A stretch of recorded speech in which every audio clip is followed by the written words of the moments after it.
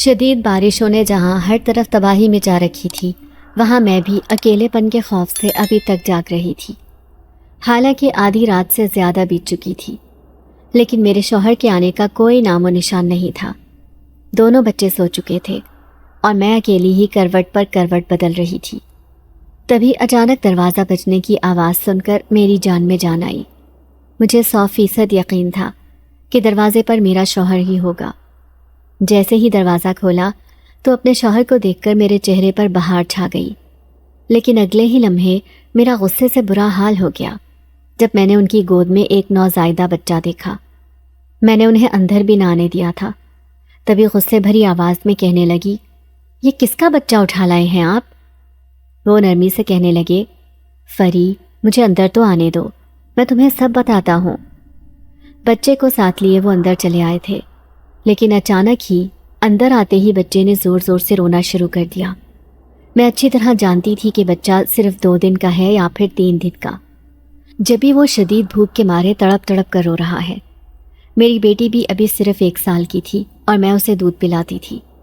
ایسے میں یہ سوچ کر میری جان نکل گئی کہ کہیں میرا شوہر یہ نہ کہہ دے کہ میں اس بچے کو دودھ پلا کر خاموش کروا لوں۔ اور اگلے ہی لمحے جیسے میرا سوچنا ٹھیک ثابت ہوا تھا، جب میرا شوہر کہنے لگا، فری، اب اس بچے کو تم نہیں پالنا ہے، لو اسے دودھ پلا دو۔ یہ سنتے ہی میری جان نکل گئی تھی۔ میں شدید غصے کی کیفیت میں آ گئی تھی، لیکن بچے کا رونا بھی میری برداشت سے باہر تھا۔ ظاہر ہے وہ بہت چھوٹا تھا، ایسے میں ایک ظالم عورت کی طرح اس سے منہ نہیں پھیر سکتی تھی۔ پھر میری صبر کی انتہا ہو گئی۔ میں نے بسم اللہ پڑھی اور اس بچے کو دودھ پلانا شروع کیا۔ بچہ بھی شدید بھوکا تھا۔ وہ اس طرح سے دودھ پی رہا تھا جیسے اسے مسلسل بھوکا رکھا گیا ہو۔ پھر وہ میری گود میں ہی سو گیا۔ اب میں نے اسے بستر پر لٹا دیا تھا، لیکن میری آنکھوں میں آنسو تھے۔ میرے چہرے پر سوال تھے کہ آخر یہ بچہ کس کا ہے جسے میرا شوہر اٹھا کر لایا ہے۔ میں ان کی آنکھوں میں آنکھیں ڈالے سوال کر رہی تھی۔ رات کا وقت ہے، نوید، مجھے آپ چیخنے پر مجبور نہ کریں، مجھے صاف صاف بتائیں کہ یہ بچہ کس کا ہے۔ اب میری برداشت سے باہر تھا کہ وہ مجھ سے ایک لفظ بھی چھپا سکیں۔ تبھی وہ سر جھکا کر کہنے لگے، یہ بچہ تمہاری سوتن کا ہے۔ آخر وہی ہوا جس کا ڈر تھا۔ میں دونوں ہاتھوں میں چہرہ چھپا کر بری طرح سے سسکنے لگی، پھر اپنے شوہر کا بازو تھام کر کہنے لگی، کہہ دیں کہ آپ جھوٹ کہہ رہے ہیں یا آپ مذاق کر رہے ہیں، ایسا نہیں ہو سکتا۔ کیا آپ نے مجھ سے چھپ کر دوسری شادی کی تھی؟ میں مان ہی نہیں سکتی۔ آخر اس بچے کی ماں کون ہے؟ کہاں گئی؟ ظاہر ہے اتنا سوال پوچھنے کا حق تو میرا بنتا ہی تھا۔ آخر کو وہ میرا شوہر تھا، اور ایک شوہر جب کسی نوزائیدہ بچے کو بنا بتائے گھر لے آئے تو بیوی کی کیا حالت ہوتی ہے، وہی جو اس وقت میری تھی۔ وہ تھکے ہارے لہجے میں کہنے لگے، مجھے کھانا دے دو، میں شدید بھوکا ہوں، تمہیں سب بتا دوں گا۔ اچانک ہی بادل زور زور سے گرجنے لگے۔ باہر بارش کا طوفان تھا اور اندر میرے آنسوؤں کا۔ پھر بھی میں نے صبر کے گھونٹ پیے اور اپنے شوہر کے لیے کھانا گرم کرنے چلی گئی، لیکن میرے ذہن میں مسلسل ایک ہی بات گونج رہی تھی، کیا سچ میں ہی میرے شوہر نے دوسری شادی کر رکھی تھی مجھے بنا بتائے؟ پھر تو مجھے اس گھر میں رہنے کا کوئی حق نہیں۔ میں صبح ہی اپنے بھائی کے گھر چلی جاؤں گی۔ میں لمحے بھر میں فیصلہ کر چکی تھی۔ میرے شوہر نے خاموشی سے کھانا کھایا اور پھر کچھ بھی بنا کہے ہی کروٹ بدل کر سو گئے، جبکہ میرے دل پر چھریاں چل رہی تھیں۔ اگلے دن میں اپنا بیگ تیار کر چکی تھی۔ وہ بچہ ابھی تک سو رہا تھا جو انتہائی نوزائیدہ تھا اور اسے شدید دیکھ بھال کی ضرورت تھی۔ مجھے یوں بیگ گھسیٹتے اور بچوں کو ساتھ لے جاتے دیکھ کر میرے شوہر نے میرے سامنے ہاتھ جوڑ دیے تھے۔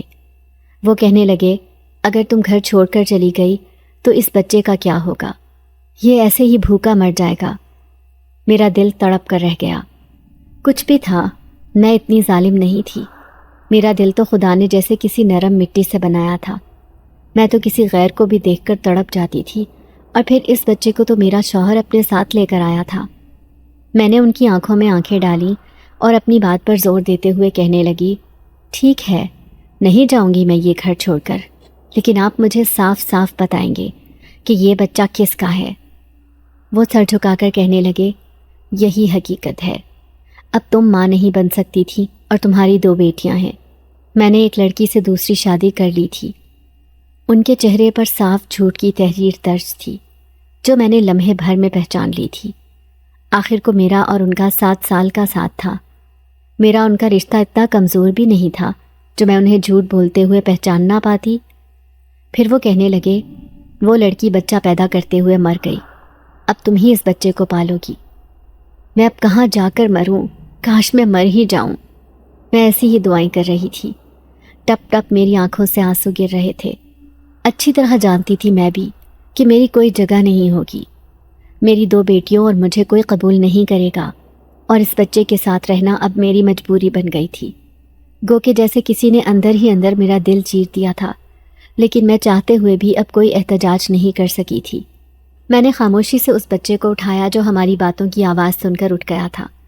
اپنی بڑی بڑی کالی سیاہ آنکھوں سے وہ مجھے دیکھے جا رہا تھا جیسے میں اس کی حقیقی ماں ہوں۔ ایک بار پھر سے میں نے اسے دودھ پلایا تھا، اسے بار بار فیڈ کروانے کی ضرورت تھی۔ تبھی میری دونوں بیٹیاں اسے گھیر کر کھڑی ہو گئیں۔ وہ دونوں اسے بھائی بھائی کہہ رہی تھیں، جبکہ میں نے ان دونوں کو جھڑک کر بھگا دیا۔ میرا شوہر یہ خاموشی سے دیکھ رہا تھا۔ وہ کہنے لگا، کیوں ایسا کر رہی ہو فری؟ تم تو ایسی نہیں تھی۔ میری آنکھوں میں بھی آنسو تھے۔ میں اپنے شوہر سے کہنے لگی، میں سوچ بھی نہیں سکتی تھی کہ بیٹے کی خواہش آپ کو اس قدر ہوگی کہ آپ مجھ سے چھپ کر دوسری شادی کر لیں گے۔ انہوں نے ایک ٹھنڈی سانس بھری اور کہنے لگے، دوسری شادی کرنا میری مجبوری تھی۔ یوں سمجھ لو کہ خدا نے تمہیں ایک بیٹے کا تحفہ دیا ہے، اب اسے قبول کر لو۔ اتنا کہہ کر وہ باہر چلے گئے تھے۔ میں اس ننھے سے بچے سے نفرت بھی نہیں کر سکتی تھی جو اب ہاتھ پاؤں مار کر چھت کی طرف دیکھتے ہوئے خوب زور زور سے کھیل رہا تھا۔ چھوٹا سا بچہ لیکن بڑا ہی طاقتور اور صحت مند نظر آ رہا تھا۔ اوپر سے اس کی خوبصورتی بڑی ہی پرزور تھی۔ یقیناً اس کی ماں بھی ایک حسین لڑکی ہوگی۔ یہ سوچ کر میں بہت جلن محسوس کر رہی تھی۔ ویسے تو اس بچے کو میں ہی سنبھال رہی تھی، لیکن مجھے ایک بات پر حیرت ہوتی کہ میرا شوہر نہ اس کی طرف دیکھتا تھا اور نہ ہی اسے گود میں اٹھاتا تھا۔ مجھے ایسے لگتا جیسے وہ مجھ سے کچھ چھپا رہا ہے۔ اس نے ہرگز دوسری شادی نہیں کی تھی۔ مجھے کوئی بہت ہی عجیب و غریب بات لگ رہی تھی، لیکن اب میں اس بچے کو پالنے لگی تھی جو میرا نہیں تھا، لیکن میں اسے اپنا سمجھ کر ہی پال رہی تھی۔ ظاہر ہے میں اتنی سخت دل عورت نہیں تھی کہ اس بچے کو ایسے ہی بھوکا مرنے دیتی۔ نوید سے میری شادی آج سے 7 سال پہلے ہوئی تھی۔ وہ بھی مجھ سے محبت کرتے تھے، جبکہ میں تو ان سے جیسے عشق کرتی تھی۔ 2 بیٹیاں ہونے کے بعد مجھے ڈاکٹر نے ایک بری خبر سنائی تھی کہ میں مزید ماں بننے کے قابل نہیں رہی۔ مجھے اس بات کا بہت افسوس تھا، لیکن نوید نے مجھے کبھی اس بات کا طعنہ نہیں دیا کہ میں انہیں ایک بیٹا نہیں دے سکتی۔ لیکن مجھے خود ہی دل میں محسوس ہوتا تھا کہ شاید میں ایک ایسی عورت ہوں جو اپنے شوہر کی خواہش پوری نہ کر سکی۔ لیکن اب وہ ایک بچہ اٹھا کر لے آئے تھے اور مجھے کہہ رہے تھے کہ یہ میری دوسری بیوی کا بچہ ہے۔ اب میں کس سے گلا شکوہ کرتی؟ میری ساس بھی انتقال کر چکی تھی۔ ابھی بچہ بہت چھوٹا تھا، اسے ایک ماں کی توجہ اور محبت کی ضرورت تھی۔ میری بیٹی بھی 1 سال کی تھی، میں اسے بھی دودھ پلاتی اور اس بچے کو بھی پال رہی تھی، جبکہ دوسری بیٹی صرف 4 سال کی تھی۔ ابھی ابھی میں نے اسے اسکول میں داخل کروایا تھا۔ ہمارے گھر کے حالات بھی اتنے اچھے نہیں تھے۔ گھر بھی کرائے پر تھا اور نوید ایک فیکٹری میں کام کرتے تھے، اسی سے گھر کا گزارا ہو رہا تھا۔ جہاں تک ممکن ہوتا میں بھی زندگی گزارنے میں ان کا ساتھ دے رہی تھی۔ میں بھی محلے پڑوس کی عورتوں کے کپڑے وغیرہ سلائی کرتی تھی۔ اب جو عورتوں کا آنا جانا ہوا تو وہ سب اس بچے کو دیکھ کر حیرت کا اظہار کرتی۔ مجھے کہتی کہ یہ بچہ کتنا خوبصورت ہے، دیکھو تو صحیح اس کی آنکھیں بھی نیلی ہیں، کس کا ہے؟ میں نے بہانہ بنا دیا کہ یہ نوید کے کسی دوست کا بچہ ہے، اس کی ماں کا انتقال ہو گیا تھا تو اس لیے اس بچے کو میں پال رہی ہوں۔ لیکن عورتیں بھی بڑی ہی شاطر تھیں، جیسے وہ سب سمجھتی تھی کہ میں ان سے جھوٹ کہہ رہی ہوں، لیکن مجھے ان سے کوئی پرس نہیں تھی۔ میں نے اپنا گھر سنبھال لیا تھا، میرے لیے یہی کافی تھا۔ لیکن ایک شکوہ نوید کے لیے ضرور میرے دل میں پیدا ہو گیا تھا کہ آخر وہ مجھے سچائی کیوں نہیں بتاتے کہ یہ بچہ کس کا ہے۔ ان کی اتنی آمدنی نہیں تھی اور نہ ہی اتنی ہمت تھی کہ وہ دوسری شادی کر سکتے۔ ضرور دال میں کچھ کالا ہے۔ میرے دل میں مسلسل شک کا کیڑا پیدا ہو رہا تھا، جو بڑھتے بڑھتے اس قدر بڑھا کہ ایک دن میں ان سے پوچھ بیٹھی، میں نے دیکھا کہ ان کے چہرے کی رنگت بدل گئی تھی۔ پھر وہ اٹھ کر باہر چلے گئے۔ اب تو مجھے پکا یقین ہو گیا تھا کہ انہوں نے مجھے ایک جھوٹی کہانی سنائی تھی، ضرور اس کے پیچھے کوئی دوسری بات ہے۔ پھر ایک دن میں حیران رہ گئی، جب آدھی رات کو میں سو رہی تھی تو اچانک میرے شوہر نے مجھے جھنجھوڑتے ہوئے اٹھایا اور کہنے لگے، جاؤ جا کر دیکھو اس بچے کو، کہیں وہ اسے اپنے ساتھ نہ لے گئی ہو۔ وہ شدید نیند کی کیفیت میں لگ رہے تھے، ان کی آنکھیں بھی سرخ ہو رہی تھیں۔ میں ان کی حالت دیکھ کر ڈر گئی۔ میں ان سے کہنے لگی، کیا ہو گیا ہے آپ کو نوید؟ بھلا اس بچے کو کون لے کر جائے گا؟ لیکن ان کے چہرے پر شدید خوف کی کیفیت تھی۔ وہ نیم غنودگی کی کیفیت میں کہنے لگے، وہ آ جائے گی اور اسے لے جائے گی، مجھے پتہ بھی نہیں چلے گا۔ میں اپنا وعدہ کیسے توڑ دوں؟ میں نے اس بچے کی حفاظت کرنے کا وعدہ کیا تھا۔ وہ جلدی سے اٹھ کر بھاگے، میں بھی ان کے پیچھے تھی۔ میں حیران رہ گئی، آدھی رات کو بچہ کھیل رہا تھا، بڑی بڑی آنکھیں کھولے وہ چھت کی طرف دیکھے جا رہا تھا۔ لیکن ایک چیز نے مجھے بھی خوفزدہ کر دیا، وہ تھے اس کے آس پاس رکھے ہوئے ڈھیروں کھلونے۔ میرا شوہر دونوں ہاتھوں میں چہرہ چھپا کر رونے لگا اور پھر کہنے لگا، دیکھا میں نے کہا تھا نا وہ آئی تھی اس کے پاس، وہ اسے لینے آئی تھی۔ شکر تھا کہ وقت پر میری آنکھ کھل گئی۔ اب وہ اس بچے کے سر پر بڑے پیار سے ہاتھ پھیر رہے تھے۔ میں حیران رہ گئی، پہلی دفعہ میں نے انہیں بچے سے پیار کرتے ہوئے دیکھا تھا۔ ابھی تو وہ مجھے ایسی حالت میں نہیں لگ رہے تھے کہ کچھ بتا دیتے، اسی لیے میں نے یہ بات صبح پوچھنے کا ارادہ کیا تھا۔ جیسے ہی صبح ہوئی میں ان سے کہنے لگی، رات کو آپ کو کیا ہو گیا تھا نوید؟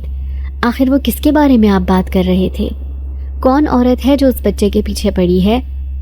وہ جیسے کسی گہری سوچ میں ڈوب گئے، پھر کہنے لگے، وقت آنے پر میں تمہیں بتا دوں گا، بس میری تم سے اتنی گزارش ہے کہ اس بچے کا خیال رکھا کرو۔ میری بڑی بیٹی کو وہ اسکول چھوڑنے جا رہے تھے، جبکہ چھوٹی بیٹی اسی بچے کے پاس سو رہی تھی جس کا نام میں نے احمد رکھ دیا تھا۔ آج میرا ارادہ کپڑے دھونے کا تھا اور میں کپڑے دھونے میں بہت زیادہ مصروف تھی۔ میری بیٹی تو جھولے میں سو رہی تھی لیکن وہ جاگ رہا تھا۔ میں بار بار اسے دیکھ کر آتی، وہ خود سے ہی کھیلتا رہتا تھا۔ ابھی میں کام کاج کرنے میں ہی مصروف تھی کہ اچانک ہی دروازے پر دستک ہوئی۔ میں نے دیکھا کہ دروازے پر ایک فقیرنی کھڑی تھی۔ مجھے انہیں دیکھ کر اکثر ہی غصہ آ جاتا تھا۔ میں انہیں کہنے لگی، معاف کرو، لیکن وہ ڈھیٹ بن کر دہلیز پر ہی کھڑی رہی۔ میں نے دروازے بند کر دیے اور اپنے کام میں مصروف ہو گئی۔ جیسے ہی کام سے فارغ ہوئی، ہاتھ صاف کرتی کمرے میں آئی تو میرے پیروں تلے سے زمین نکل گئی۔ وہ فقیرنی احمد کے پاس بیٹھی اسے دیکھے جا رہی تھی، جبکہ وہ بھی اسے دیکھ رہا تھا۔ اس کی نیلی آنکھیں مسلسل اس کے چہرے پر تھیں۔ میں غصے سے چلاتے ہوئے کہنے لگی، تمہاری ہمت کیسے ہوئی اندر آنے کی؟ اچانک ہی اس نے مڑ کر مجھے دیکھا تھا۔ اس کی آنکھوں سے جیسے کوئی شعاعیں نکلی تھی جس نے مجھے بھسم کر دیا۔ میں اپنے اختیار میں نہیں رہی تھی۔ ایسا لگ رہا تھا جیسے میرا وجود ایک دم سے ہی کمزور پڑ گیا ہو۔ میں نیچے گر کر بے ہوش ہو گئی تھی۔ جب ہوش آیا تو رات ہو چکی تھی اور نوید میرے سرہانے بیٹھے تھے۔ وہ پریشانی سے مجھے دیکھ رہے تھے۔ میں ایک دم سے ہی جیسے ہوش میں آئی اور پاگلوں کی طرح ادھر ادھر دیکھتے ہوئے کہنے لگی، احمد کہاں ہے؟ اسے دیکھ کر میری جان میں جان آئی، کیونکہ وہ سامنے ہی پلنگ پر سو رہا تھا، جبکہ میری دونوں بیٹیاں بسکٹ کھا رہی تھی۔ نہ جانے میں کتنے گھنٹے تک بے ہوش پڑی رہی تھی، لیکن میں نے نوید کو کچھ بھی نہیں بتایا کہ آج میرے ساتھ کیا ہوا تھا۔ آخر وہ کون تھی جو ایک بھکارن کے روپ میں میری دہلیز پر آئی تھی، اور اس نے میرے ساتھ یہ سب کیوں کیا تھا؟ مسلسل یہی سوال میرے ذہن میں گونج رہا تھا۔ اگلے دن میرا شوہر کام پر چلا گیا، لیکن نہ جانے کیوں میرے وجود پر ایک خوف کی کیفیت حاوی تھی۔ مجھے ایسے لگ رہا تھا جیسے آج پھر وہ میرے سامنے آئے گی اور مجھے بے ہوش کر دے گی۔ کیا وہ سچ مچ اس بچے کو اپنے ساتھ لے کر جانا چاہتی ہے؟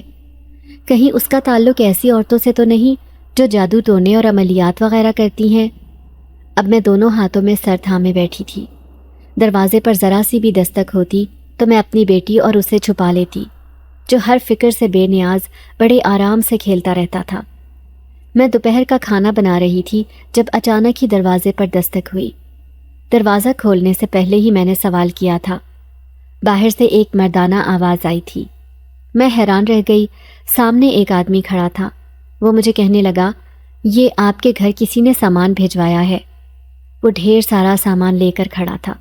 اس میں کپڑے بھی تھے اور بہت سارے کھلونے بھی، کھانے پینے کی چیزیں، یہ ساری چیزیں بچوں کی تھیں۔ میں بار بار پوچھتی رہی کہ یہ سامان کس نے بھجوایا ہے، لیکن اس نے نام نہیں بتایا۔ سارا سامان گھر کے صحن میں رکھا اور خاموشی سے چلا گیا۔ میری دونوں بیٹیاں خوب خوش ہو رہی تھیں کہ اتنے سارے کھلونے ہیں اور ساتھ میں کپڑے بھی، لیکن میں دونوں ہاتھوں میں سر تھامے بیٹھی تھی۔ آخر یہ سامان بھیجنے والا کون تھا؟ شام کو میرا شوہر آیا تو وہ بھی بالکل خاموش نظروں سے اس سارے سامان کو دیکھتا رہا، لیکن میں ان سے سوال پر سوال کر رہی تھی۔ ایسے لگ رہا تھا جیسے وہ گہری سوچ میں ہوں۔ انہیں معلوم ہے کہ یہ ساری چیزیں کس نے بھیجی ہیں۔ اب مجھے ان پر غصہ آنے لگا تھا۔ ایک عجیب سی پہیلی میرے سامنے تھی جس کا جواب ہی معلوم نہیں ہو رہا تھا، اسی لیے تو میں شدید الجھن کا شکار تھی۔ پھر دوسرے دن میری بیٹی اسی گڑیا سے کھیل رہی تھی جو کھلونوں کے ساتھ آئی تھی، لیکن اچانک ہی وہ اسے زمین پر زور زور سے پٹخنے لگی۔ اسی چکر میں گڑیا ٹوٹ گئی تھی۔ جیسے ہی گڑیا کی گردن الگ ہوئی، اس میں موجود پیسے دیکھ کر میرے ہوش اڑ گئے۔ اس گڑیا کے اندر تو پیسے بھرے ہوئے تھے۔ میرے ہاتھ پاؤں بری طرح کانپنے لگے۔ یہ سب کیا ہو رہا تھا؟ مجھے ایک بات کی بھی سمجھ نہ آئی، جبکہ اس ٹوٹی ہوئی گڑیا کے جسم سے ڈھیروں نوٹ نکل رہے تھے۔ میری بیٹی کہنے لگی، امی دیکھیں کتنے سارے پیسے ہیں۔ اب تو مجھے بھی اپنی آنکھوں پر یقین نہیں آیا تھا۔ مجھے شک سا ہوا اور میں نے سارے کھلونے کھول کھول کر دیکھے، اور سب میں ہی ہزاروں روپے دیکھ کر میں حیران رہ گئی تھی۔ میں نے سارے پیسے جمع کر کے رکھے اور بڑی شدت سے اپنے شوہر کا انتظار کرنے لگی۔ شام کو میرا شوہر آیا تو میں نے سارے پیسے ان کے سامنے رکھ دیے۔ ان پیسوں کو دیکھ کر وہ بالکل خاموش تھے۔ میرے شوہر عجیب سے لہجے میں کہنے لگے، ان پیسوں کی لالچ میں نہ آنا، ایسا نہ ہو کہ وہ اس بچے کو اٹھا کر اپنے ساتھ لے جائے۔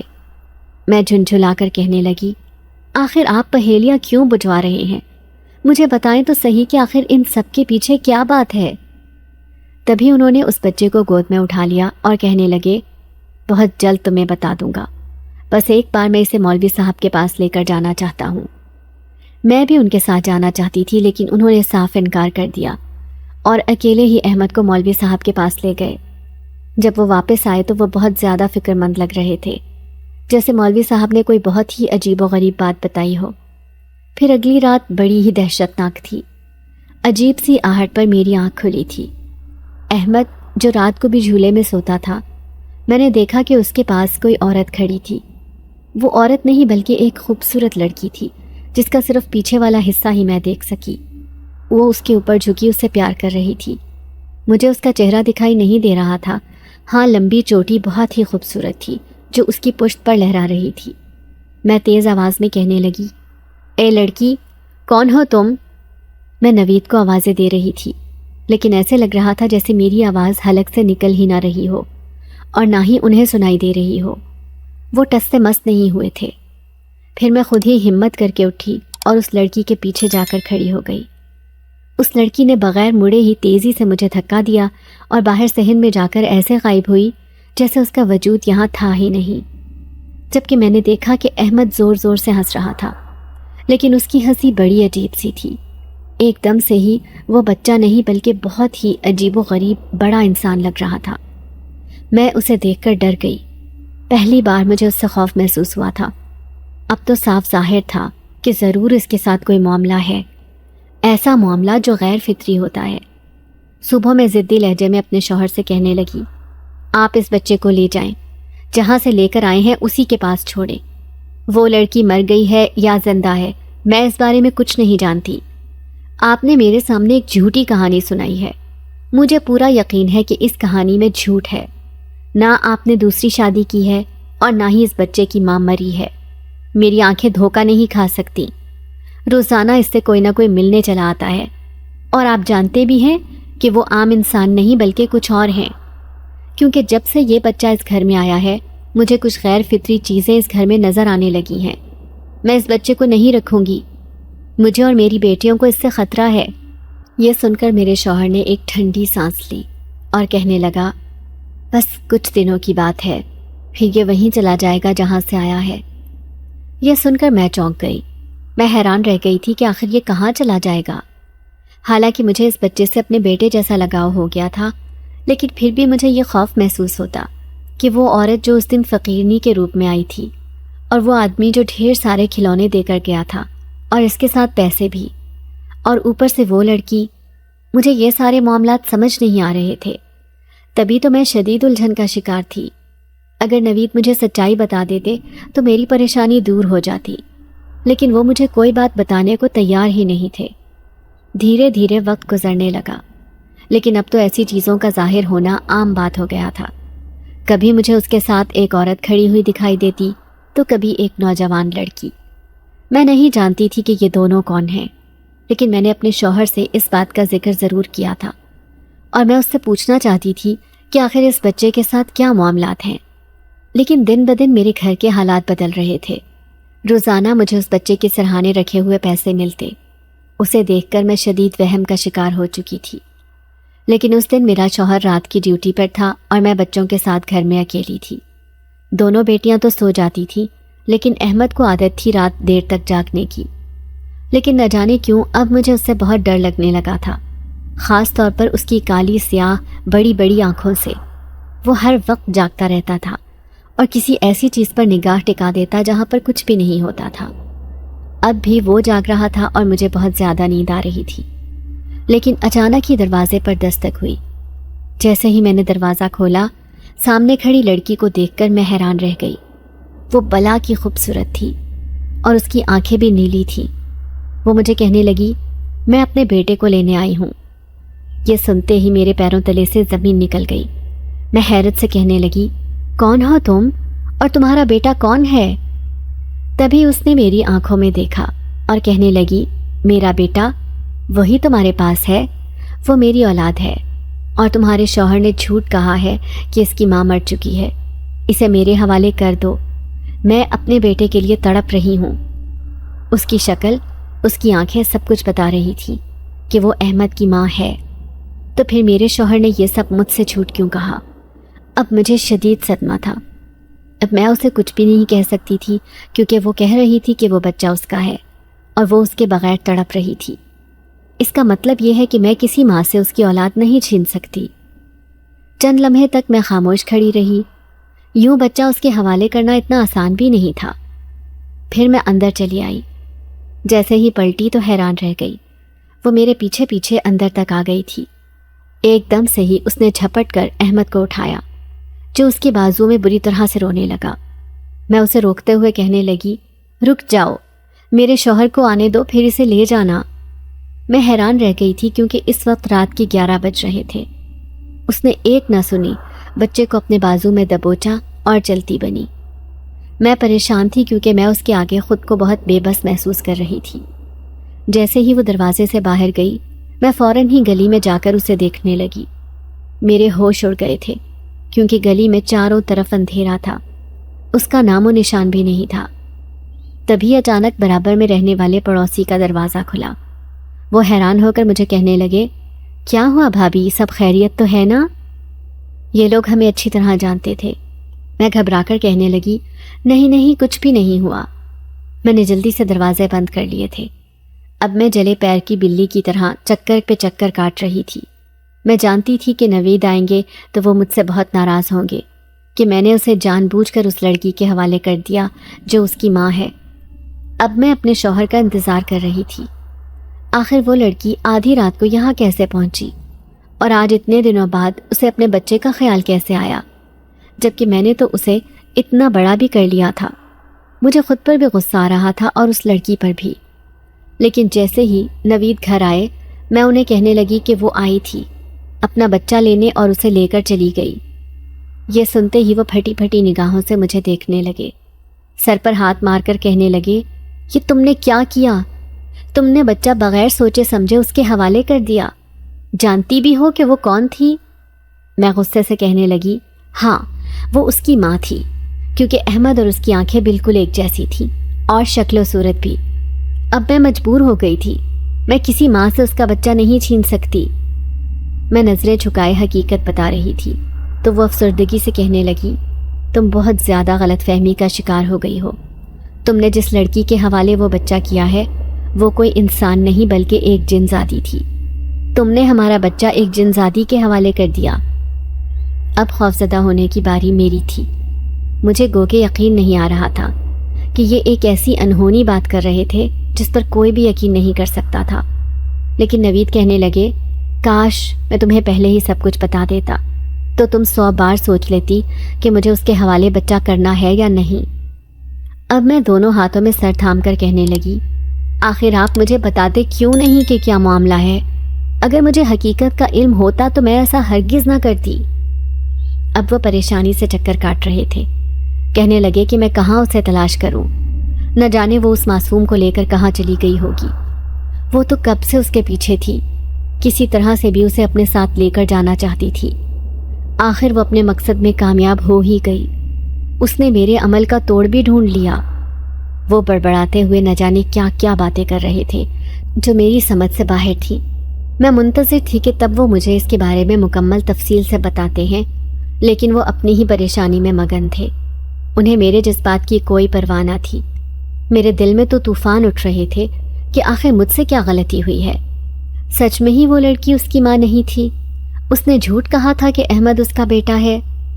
ایسے ہی سوالوں کا جواب ڈھونڈتی میں جیسے اپنے آپ سے باتیں کر رہی تھی۔ تبھی نوید تیزی سے باہر چلے گئے۔ میں بھی ان کے پیچھے جانا چاہتی تھی، لیکن مجھے اپنی دونوں بیٹیوں کا خیال تھا۔ اب مجھے پورا دن ان کا انتظار کرنا پڑے گا، نہ جانے وہ کب واپس آئیں گے۔ شام کو وہ واپس آئے، لیکن خالی ہاتھ۔ میں کہنے لگی، کیا آپ کو بچہ نہیں ملا؟ تو وہ غصے سے کہنے لگے، بچہ اتنی آسانی سے نہیں ملے گا، اس کی تلاش کرنا اب میرے لیے بہت مشکل ہے۔ میں نے اس کام کے لیے عامل کی مدد لی ہے۔ میں زچ ہو کر کہنے لگی، نوید خدا کے لیے مجھے بتائیں تو صحیح کہ آخر سارا معاملہ کیا ہے؟ میں بھی آپ کی مدد کروں گی، ہرگز آپ کا ساتھ نہیں چھوڑوں گی۔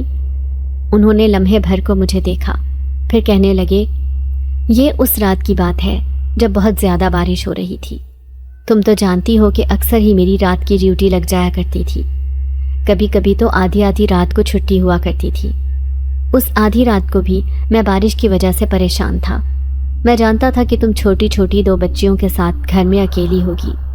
مجھے تمہاری پریشانی کھائی جا رہی تھی، اسی لیے میں نے اپنے مینیجر سے چھٹی لی اور میں گھر کی طرف آنے لگا۔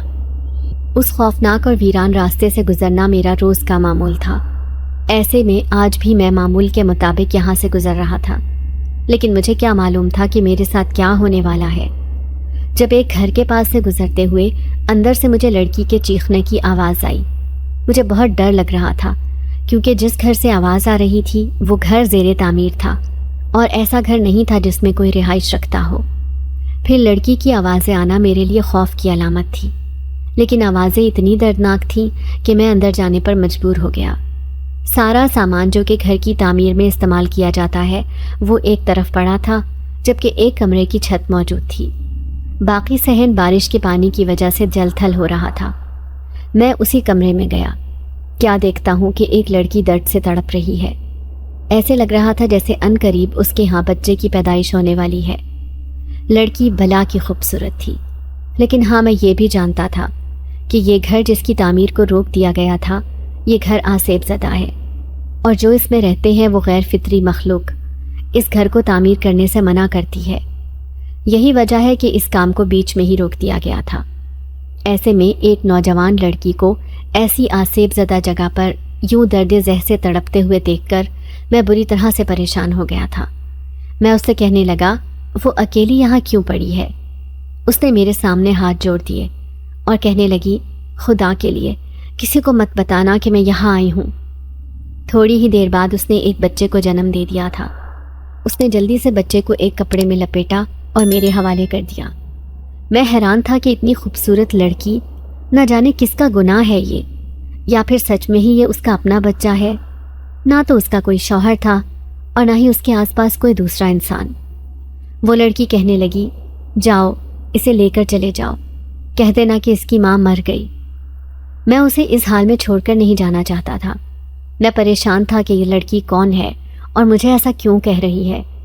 اس نے اپنا بچہ میرے حوالے کر دیا تھا۔ وہ رو رو کر بے حال ہو رہی تھی، کہہ رہی تھی کہ اب میں ہی اس بچے کو پالوں۔ اس کی منتیں کرنے پر میں بچے کو لے کر گھر آ گیا اور تمہیں عجیب و غریب کہانی سنائی۔ لیکن اگلے دن جیسے ہی میں اس جگہ پر گیا تو لڑکی کا نام و نشان بھی نہیں تھا۔ اب میں پریشان تھا کہ نہ جانے لڑکی کہاں گئی، وہ زندہ بھی ہے یا مر گئی ہے۔ میں جانتا تھا کہ تم سے یہ سب سہنا بہت مشکل ہوگا، اسی لیے میں نے جھوٹ کا سہارا لیا جب تک مجھے سچائی پتہ نہ چل جاتی۔ پھر اسی طرح سے 2-3 دن گزرے، میں اسی راستے سے دوبارہ جانے لگا۔ اچانک ایسا محسوس ہوا جیسے کوئی میرا پیچھا کر رہا ہو۔ میں نے پلٹ کر دیکھا، وہ لڑکی مسکراتی ہوئی میرے پیچھے آ رہی تھی۔ میں حیران رہ گیا، جلدی سے اسے کہنے لگا، تم نے اپنا بچہ میرے حوالے کر دیا اور اس کی کوئی خبر بھی نہیں لی، کیا تمہیں وہ بچہ نہیں چاہیے؟ وہ مسکراتے ہوئے کہنے لگی، ہاں ہاں مجھے وہ بچہ چاہیے، میں اس بچے کو ہی لینے آئی ہوں۔ یہ کہتے ہوئے وہ میرے ساتھ ساتھ چلنے لگی، لیکن اچانک ہی مجھے محسوس ہونے لگا کہ وہ کچھ عجیب سا برتاؤ کر رہی ہے۔ اس کے قدم، اس کی چال ڈھال سب کچھ مختلف تھی۔ ہاں وہ لڑکی جیسی نظر آ رہی تھی، لیکن وہ لڑکی تھی نہیں۔ تبھی اچانک میں نے اس کی پرچھائی کو دیکھا جو بہت ہی خوفناک تھی۔ اب میں اسے دیکھ کر ڈر گیا۔ اچانک ہی وہ زور زور سے ہنستے ہوئے کہنے لگی، کیا ہوا؟ کیوں گھبرا گئے؟ وہ بچہ میرا ہے، میں اسے لینے ضرور آؤں گی۔ اچانک ہی اس کا روپ بدل گیا تھا۔ میں سمجھ گیا کہ یہ لڑکی نہیں بلکہ اس کے روپ میں کوئی اور ہے۔ پاگلوں کی طرح میں وہاں سے بھاگا، اتنی تیزی سے بھاگا کہ وہ میرا ساتھ نہ دے سکی، لیکن بلند آواز سے چلاتے ہوئے کہنے لگی، میں اس بچے کو لینے ضرور آؤں گی۔ کیا ہوا اگر اس کی ماں اسے چھوڑ کر چلی گئی؟ میں بھی بے اولاد ہوں، میں اسے پالوں گی۔ میں حیران تھا کہ ایک جن زادی اس بچے کے پیچھے پڑ گئی ہے اور وہ اس بچے کو اپنے ساتھ لے کر جانا چاہتی ہے۔ اب وہ مختلف ہیلے بہانے کرتی، کبھی کسی روپ میں یہاں آتی تو کبھی کسی روپ میں، لیکن میں نے تمہیں یہ بات نہیں بتائی تھی، صرف اس لیے کہ کہیں تم اس بچے سے خوف نہ کھانے لگو اور اسے پالنا نہ چھوڑ دو۔ پھر میں عامل کے پاس گیا اور میں نے انہیں سب کچھ بتایا۔ عامل نے مجھے ایک توڑ بتایا تھا کہ اب وہ جنزادی اس بچے کے نزدیک نہیں آ سکتی۔ عامل نے پوچھا، لیکن کیا تم نے اس کی ماں کے بارے میں پتہ کیا؟ میں مایوسی سے کہنے لگا کہ مجھے اس کی ماں کے بارے میں کچھ پتہ نہیں چل سکا کہ وہ زندہ ہے یا نہیں۔ ہاں لیکن میں اس بچے کو پالنا چاہتا ہوں کیونکہ میری بیوی اسے بہت اچھے طریقے سے پال رہی ہے، لیکن میں نہیں جانتا تھا کہ وہ جنزادی آئے گی اور دھوکے سے اس بچے کو تمہارے پاس سے لے جائے گی۔ اب بتاؤ میں اسے کہاں تلاش کروں؟ نہ جانے وہ بچے کو لے کر کہاں چلی گئی ہوگی۔ میں خوفزدہ نظروں سے اپنے شوہر کو دیکھ رہی تھی جو مجھے عجیب خوفناک کہانی سنا رہا تھا۔ میں کہنے لگی، ایسا نہیں ہو سکتا، ایک جن ذاتی کبھی بھی انسانی بچے کو نہیں پال سکتی، ضرور اس نے اس بچے کو کہیں پھینک دیا ہوگا۔ اب میں پریشان تھی، ایسے لگ رہا تھا جیسے میں نے بہت بڑا گناہ کر دیا ہو۔ میں ہر قیمت پر اس بچے کو اپنے سامنے دیکھنا چاہتی تھی۔ میں اپنے شوہر کی منتیں کرتے ہوئے کہنے لگی، نوید، خدا کے لیے آپ مجھے اسی جگہ پر لے کر جائیں جہاں پر اس نے اس بچے کو جنم دیا تھا۔ مجھے یقین ہے کہ وہ جنزادی وہیں پر لے کر گئی ہوگی۔ میرا شوہر تھک ہار کر کہنے لگا، سب سے پہلے میں وہیں پر اسے تلاش کرنے گیا تھا، لیکن کوئی فائدہ نہیں ہوا، وہاں پر اس بچے کا نام و نشان بھی نہیں۔ اب میں آنسوؤں سے رو رہی تھی، مجھے ایسے لگ رہا تھا جیسے میری سگی اولاد کو مجھ سے چھین لیا گیا ہو۔ اس بچے کی جان کو خطرہ ہے، یہ محسوس کر کے میں مسلسل دعائیں کر رہی تھی کہ وہ صحیح سلامت ہو، لیکن اگلے ہی دن میری دعائیں جیسے قبول ہو چکی تھیں۔ میں حیران رہ گئی تھی، جب آدھی رات کو میرا شوہر گھر آیا تو اس کے بازوؤں میں اس بچے کو دیکھ کر میں نے خوشی سے چیخ ماری تھی۔ میری دونوں بیٹیاں بھی اس سے لپٹ گئیں اور میں تو صرف بار بار چوم رہی تھی۔ اب مجھے اس بچے سے اور بھی زیادہ محبت ہو گئی تھی۔ میں حیرت اور خوشی سے چلاتے ہوئے کہنے لگی، کہاں ملا یہ آپ کو؟ شکر ہے کہ یہ بالکل ٹھیک ہے۔ میں خدا کا شکر ادا کر رہی تھی۔ پھر میرا شوہر کہنے لگا، میں گھر کی طرف آ رہا تھا جب میں نے اسی جگہ پر لوگوں کا رش دیکھا۔ میں حیران تھا کہ یہاں پر کیا ہوا ہے۔ گھبراتے ہوئے جیسے ہی میں نے لوگوں سے پوچھا تو سب نے ایک طرف اشارہ کیا۔ میں حیران رہ گیا، یہ بچہ وہاں پر پڑا ہوا ہاتھ پیر مارتا بری طرح رو رہا تھا۔ میں نے فوراً ہی اسے اٹھا لیا۔ سب لوگ حیران تھے، کہنے لگے کہ یہ آپ کا بچہ ہے؟ تو میں مسکراتے ہوئے کہنے لگا، ہاں یہ میرا بچہ ہے، اسے ایک بھکارن چوری کر کے لے گئی تھی، شکر ہے کہ آج یہ صحیح سلامت مل گیا۔ سب لوگ کہنے لگے، ہاں یہ تو بہت بڑا معجزہ ہو گیا، ورنہ اتنے چھوٹے بچے کا بچ جانا ناممکن ہے۔ میں شکر ادا کرتا اسے گھر لے آیا۔ یقین نہیں آ رہا کہ یہ ہمارے پاس دوبارہ آ گیا ہے۔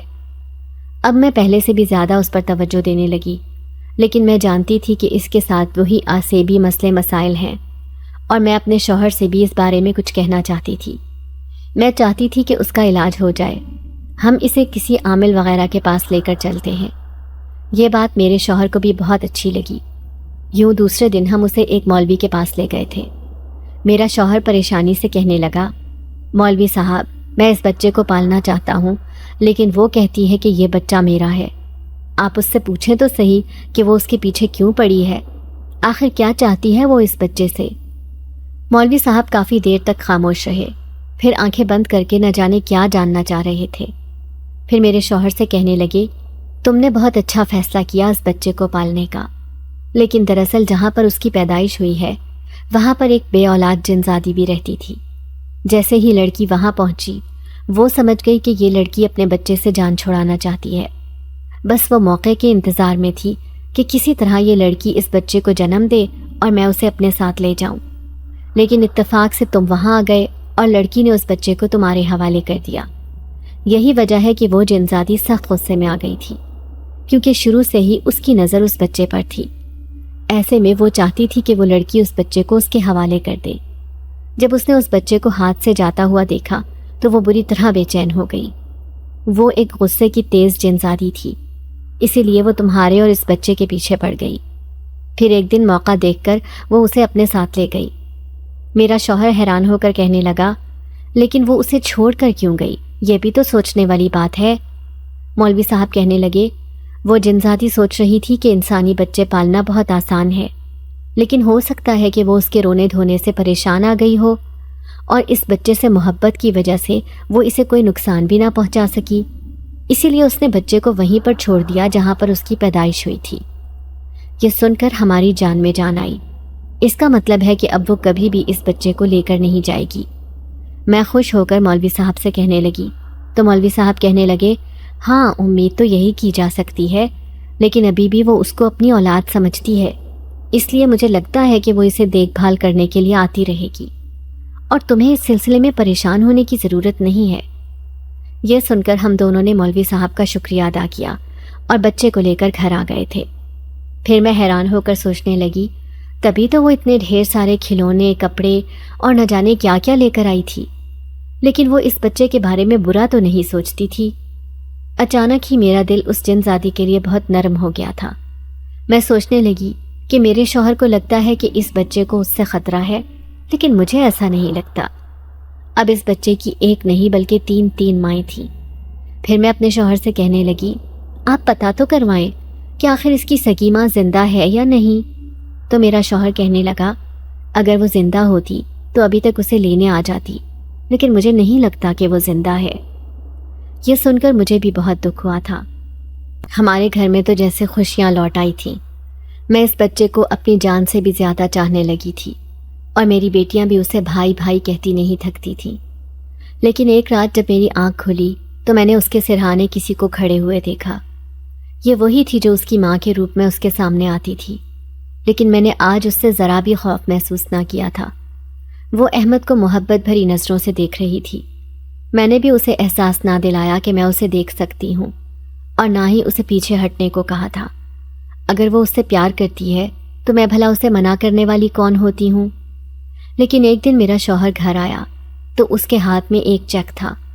جیسے ہی میری نظر چیک پر لکھی ہوئی رقم پر پڑی تو میں حیران رہ گئی۔ وہ لاکھوں میں تھی، 20 لاکھ کا چیک میرے شوہر کے پاس، لیکن اس کا چہرہ خوشی سے چمک رہا تھا۔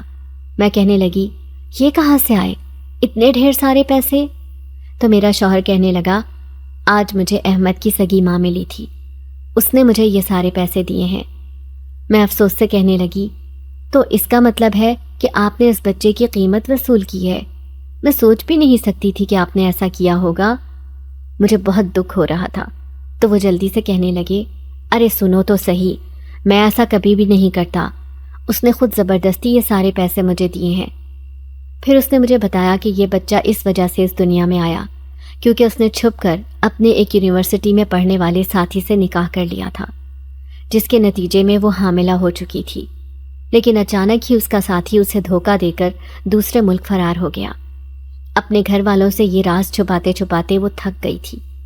پھر گھر سے بھاگ کر وہ اپنی ایک سہیلی کے گھر چلی گئی۔ وہاں اس نے 9 مہینے تک اپنی کٹھن زندگی گزاری اور اپنے گھر والوں کو مختلف بہانے بناتی رہی کہ وہ ایک ہاسٹل میں رہ رہی ہے۔ پھر جب بچہ پیدا ہونے لگا تو اس کی سہیلی کے گھر والوں نے بھی اسے گھر سے نکال دیا کیونکہ وہ درد سے تڑپ رہی تھی۔ تبھی اس نے اس بچے کو وہاں جنم دیا اور اسے میرے حوالے کر دیا، لیکن اس کی جان شاید اللہ نے بچانی تھی، اسی لیے وہاں سے گزرتی ایک گاڑی نے اس کی جان بچائی اور وہ بالکل ٹھیک ہو کر اپنے گھر پہنچ گئی۔ اس کی زندگی میں کیا ہوا تھا یہ بات اس نے چھپا لی تھی۔ یہی وجہ ہے کہ کچھ عرصے بعد اس کے ماں باپ نے اس کی شادی کر دی۔ آج وہ اپنے شوہر کے ساتھ بہت خوش ہے، لیکن کبھی کبھار اپنے بچے کو دور سے دیکھنے آتی ہے اور مجھے پتہ بھی نہیں چلتا۔ آج اس نے مجھے پہچان لیا تھا، تبھی اس نے میرے ہاتھ میں یہ پیسے رکھے اور کہنے لگی کہ یہ سب تمہارے لیے ہیں کیونکہ تم نے میرے بچے کو پالا اور میں جانتی ہوں کہ تمہارا گھر بھی کرائے کا ہے، تمہارے حالات بہت خراب ہیں، لیکن بس یہ میری خوشی کے لیے پیسے رکھ لو۔ میں سمجھوں گی کہ میرا بچہ ایک اچھی جگہ پر پرورش پا رہا ہے۔ اس کی ماں کے مجبور کرنے پر میں نے یہ پیسے رکھ لیے۔ میرے شوہر نے مجھے سب کچھ بتا دیا تھا۔ مجھے لگ رہا تھا کہ انہوں نے کچھ غلط بھی نہیں کیا۔ زندگی بدلنے کا خواب سب کی آنکھوں میں ہوتا ہے، جبکہ اس کے اپنے بچے بھی ہوں۔